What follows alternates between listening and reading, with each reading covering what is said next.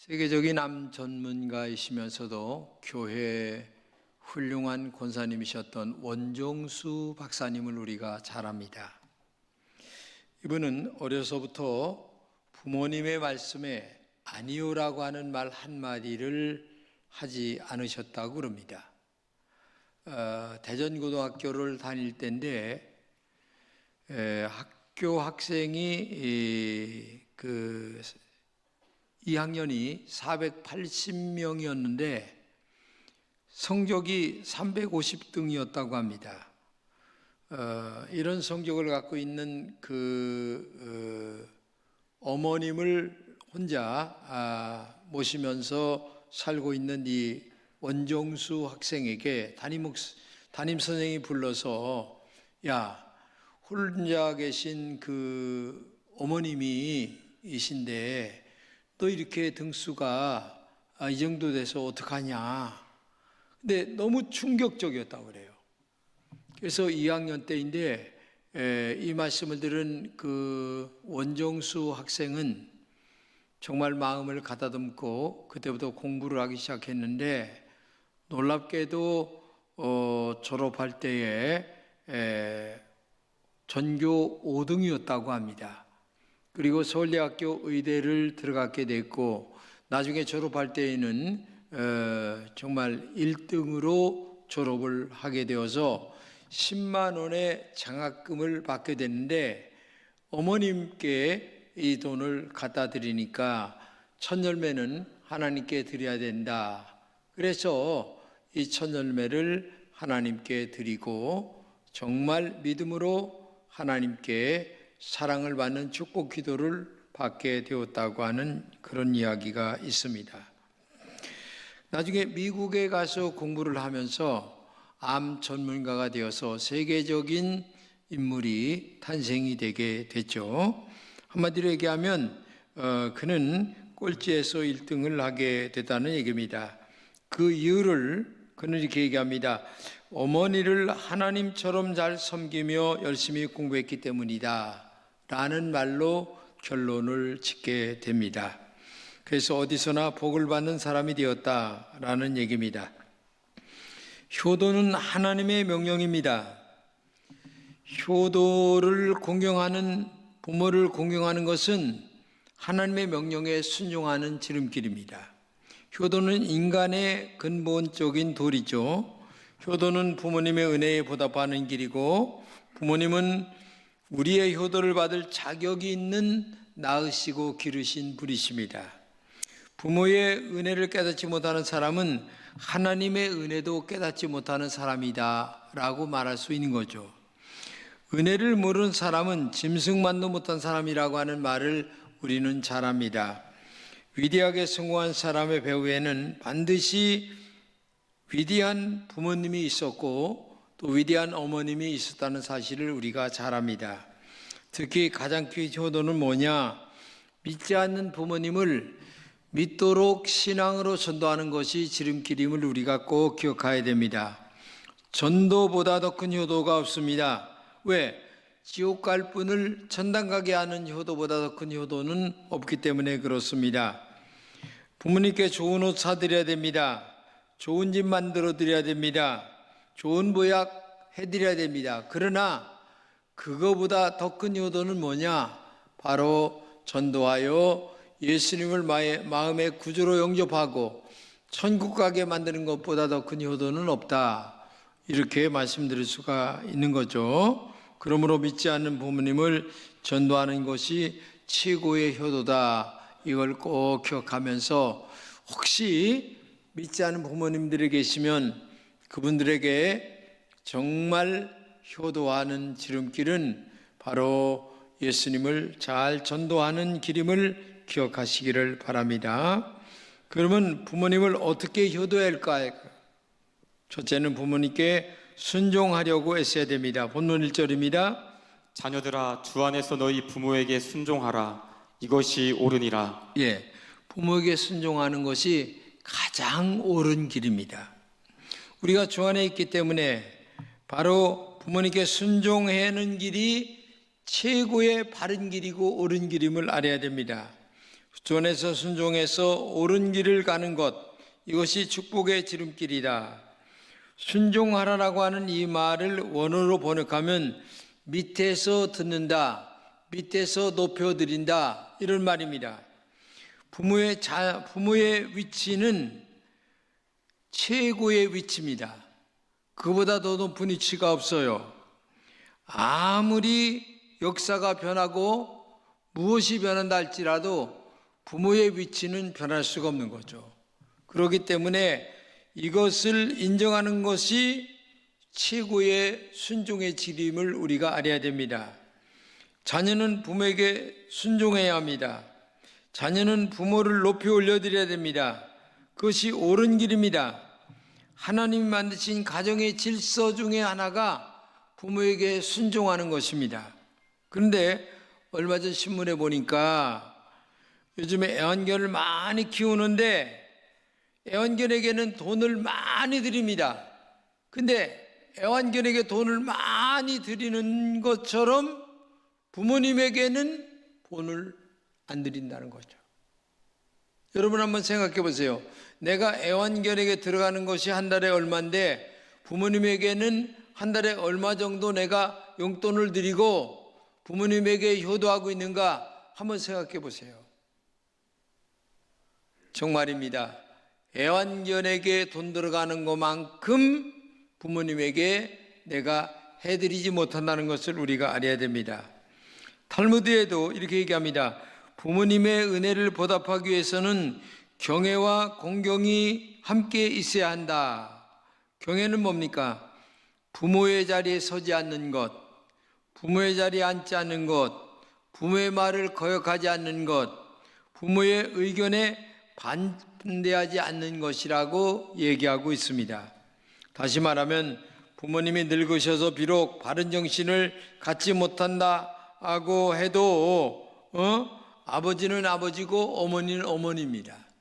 그렇기 때문에 이러한 권위를 인정하는 것 자체가 효도의 지름길임을 알아야 되는데 우리는 감정이 상하다 보니까 부모를 부모로 인정하지 않을 때가 많이 있습니다. 이게 큰 문제라는 것을 우리가 알아야 됩니다. 예수님께서도 부모에게 순종의 본을 보이셨어요. 누가복음 2장 51절입니다. 예수께서 한 가지로 내려가사 나사렛에 이르러 순종하여 받드셨더라. 부모님에게 순종하여 받으셨고 마지막 십자가에 돌아가실 때에 자기 어머니를 제자에게 꼭 부탁을 합니다. 내 어머니시다. 부탁한다. 이 말씀 한마디 하시고 돌아가시잖아요. 그러니까 효도의 극치를 십자가에서도 보이셨다. 이렇게 말씀할 수가 있는 거죠. 성경은 이처럼 분명하게 자녀는 부모에게 순종하라고 말씀하고 있죠. 순종하라는 말은 부모를 높은 위치에 올려놓으라 그런 말입니다. 부모라는 권위는 어느 사람이 준 것도 아닙니다. 인간의 제도가 아니고 태어날 때부터 자동적으로 생겨난 권위입니다. 그렇죠? 부모의 권위는 누가 만든 게 아닙니다. 태어나면서 하나님께서 만드신 우주의 권위입니다. 그렇기 때문에 부모를 반드시 순종해야 된다는 얘기입니다. 이 세상에 완전한 부모도 없습니다. 완전한 인간도 없습니다. 우리의 부모가 나보다 부족할 수도 있습니다. 연약할 수도 있습니다. 그러나 잠언 23장 22절입니다. 너 낳은 아비에게 청종하고 내 늙은 어미를 경하게 여기지 말지니라. 문화가 어떻게 되든지 사회가 어떻게 변하든지 낳으시고 기르신 그 부모에게 순종하는 이 계명 자체는 정말 불변의 원리입니다. 그분이 배웠든 못 배웠든 잘났든 못났든 정말 그분에게 부모에게 순종하고 복종하고 정말 이런 것 원리는 절대적으로 변할 수 없는 진리임을 우리가 꼭 기억하면서 정말 여러분들 명심하시면서 순종하는 은혜가 있기를 진심으로 축복합니다. 아멘. 근데 요즘에 보게 되면 대들고 그 다음에 해준 게 뭐가 있냐 이렇게 하면서 돈 비는 경우가 많이 있는데 이러면 안 된다는 거죠. 그 다음에 두 번째는 부모를 공경하도록 노력해야 됩니다. 본문 1절부터 3절입니다. 자녀들아 주 안에서 너희 부모에게 순종하라. 이것이 옳으니라. 내 아버지와 어머니를 공경하라. 이것이 약속 있는 첫 계명이니 이로써 내가 잘되고 땅에서 장수하리라. 예, 하나님을 공경하라 이렇게 말하죠. 그 다음에 부모님을 공경하라, 이게 똑같은 말입니다. 하나님 공경처럼 너 낳은 부모님을 공경하라. 공경이라고 하는 말은 값을 치르다 이런 말입니다. 자녀들이 부모님의 빚을 갚는 심정으로 섬겨야 된다는 얘기입니다. 그래서 종교학자부터는 이런 말을 했습니다. 부모는 세상에서 하나님의 대리자이다 이렇게 얘기합니다. 그러니까 부모님을 하나님을 기쁘시게 하는 일로 생각하며 부모님께 공경하라. 즉 이 말은 다른 말로 얘기하면 신앙이란 얘기입니다. 믿음이라는 얘기입니다.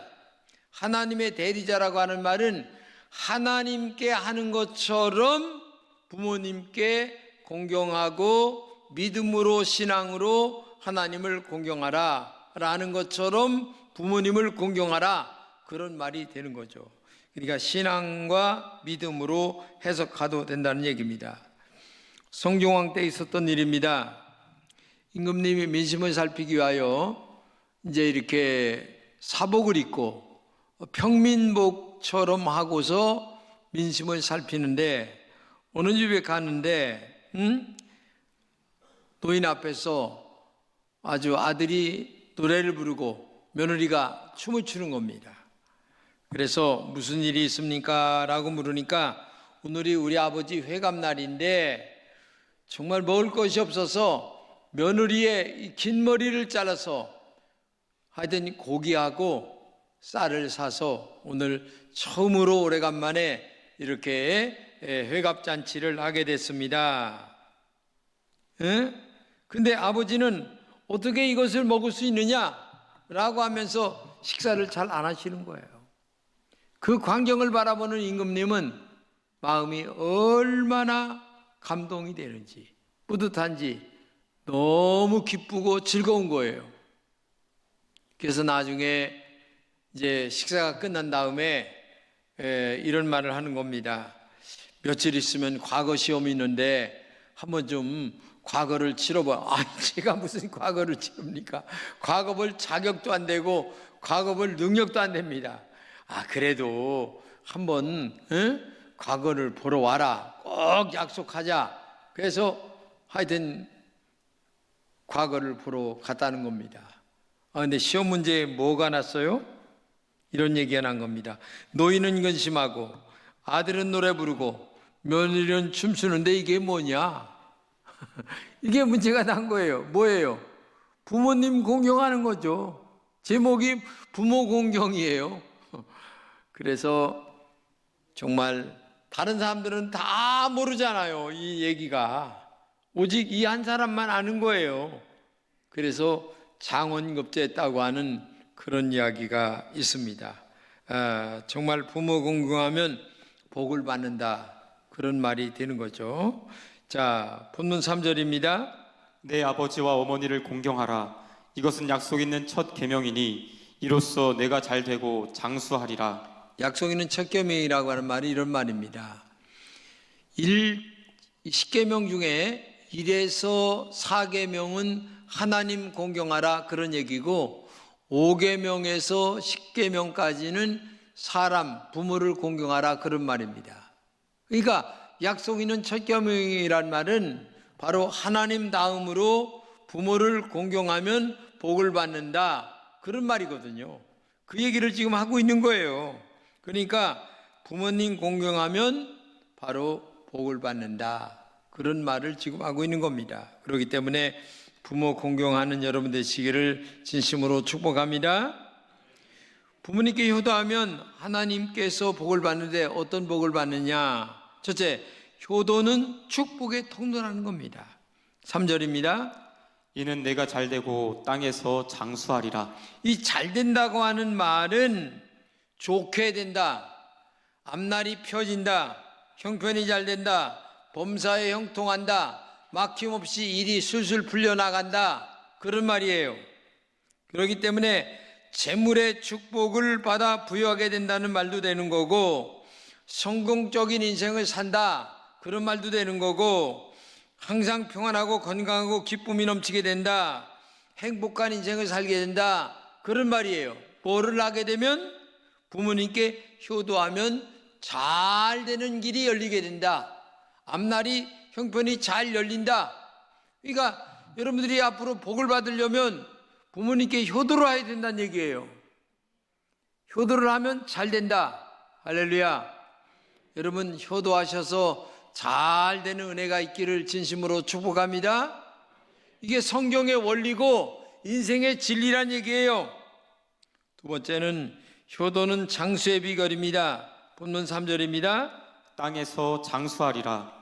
장수라고 하는 말은 오래오래 잘 산다, 건강하게 잘 산다, 그런 말이에요. 잠언 3장 1절 2절입니다. 내 아들아, 나의 법을 잊어버리지 말고 내 마음으로 나의 명령을 지키라.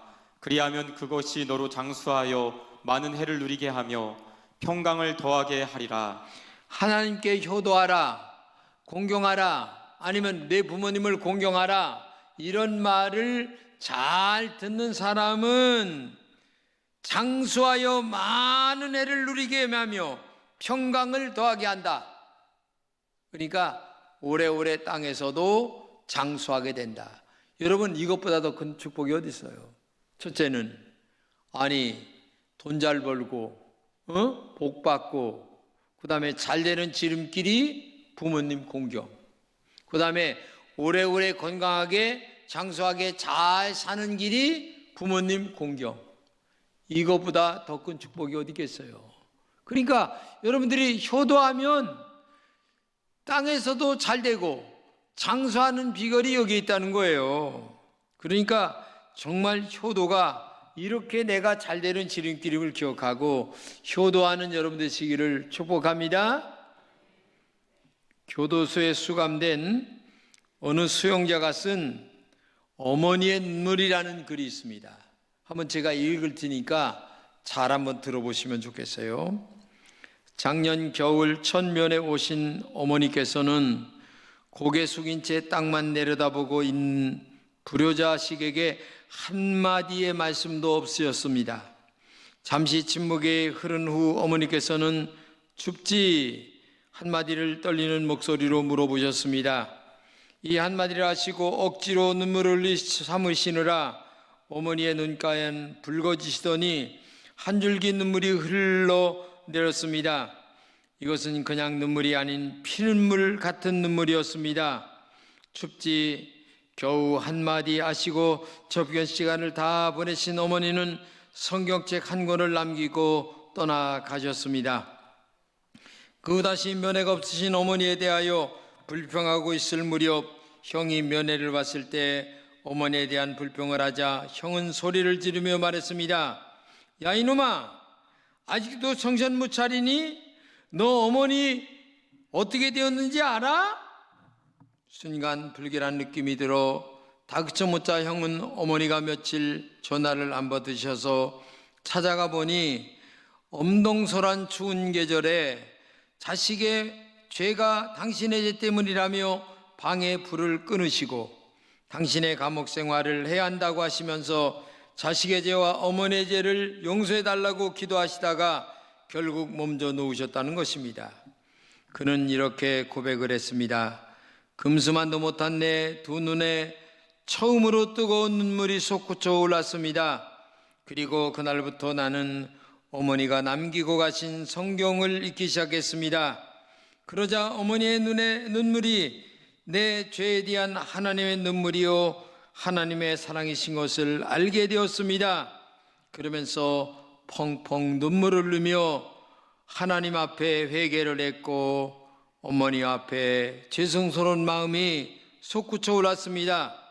원칙적으로 부모님을 거스른 것은 곧 하나님을 거스른 것입니다. 부모님께 순종하는 것이 곧 하나님께 순종하는 것임을 알게 되었습니다. 라는 글을 그가 남겼습니다. 이런 말이 있습니다. 어머니의 미소는 저의 추억입니다. 어머니의 사랑은 저의 용기입니다. 어머니의 말씀은 저의 등불입니다. 어머니의 기도는 저의 능력입니다. 어머니의 주님은 저의 주님입니다. 어느 설교가는 부모님을 이렇게 표현했습니다. 살아계신 하나님의 그림자이다. 이런 부모님께 진심으로 효도하는 것이 우리가 인간답게 사는 지름길이 아니겠습니까? 그러나 효도하고 싶어도 부모님 안 계셔서 효도 못 하시는 분도 있을 겁니다. 그러면 부모님 연배 되시는 이웃이나 친척과 성도님들을 나의 부모님으로 대하시면서 따뜻하게 말 한마디라도 해드리는 것이 진정한 효도하는 길임을 우리가 알 수가 있습니다. 종교학자 루터는 우리에게 세 분의 아버지가 계시다고 했습니다. 첫째는 육신의 아버지가 계십니다. 두 번째는 하나님 아버지가 계십니다. 세 번째는 믿음의 아버지 목사님이 계십니다. 부모님을 일찍 여기시고 효도할 분이 안 계시면 하나님의 말씀을 주시는 어르신이나 말씀을 가르치시는 목사님을 부모님으로 생각해 보시기 바랍니다. 효도는 사람이 축복을 받는 뿌리라는 것을 기억하시면서 정말 나를 낳으시고 기르신 부모님께 효도하는 여러분이 되시기를 진심으로 축복합니다. 여러분, 효도하세요. 다 심는 겁니다. 자식에게 심는 거고 내 앞날에게 심는 겁니다. 서운한 거 다 풀으세요. 마음 아픈 거 다 풀으세요. 응? 낳으시고 기르신 분은 나 혼자예요. 제가 어제 장모님 92살이신데 제가 어제 닭죽을 사가지고 갔어요. 근데 우리 처제가 모시고 있는데 하시는 말이 나한테 속으로다가 100살은 넘으실 것 같아요. 왜 그러냐 그랬더니 아니 잡수는 거 보세요. 세상에 고기를 잡수는데 그냥 막 씹어 돌려. 얼마나 잘 잡수는지 몰라. 세상에 너무너무 건강하셔요. 건강한 모습 보니까 너무너무 감사하죠.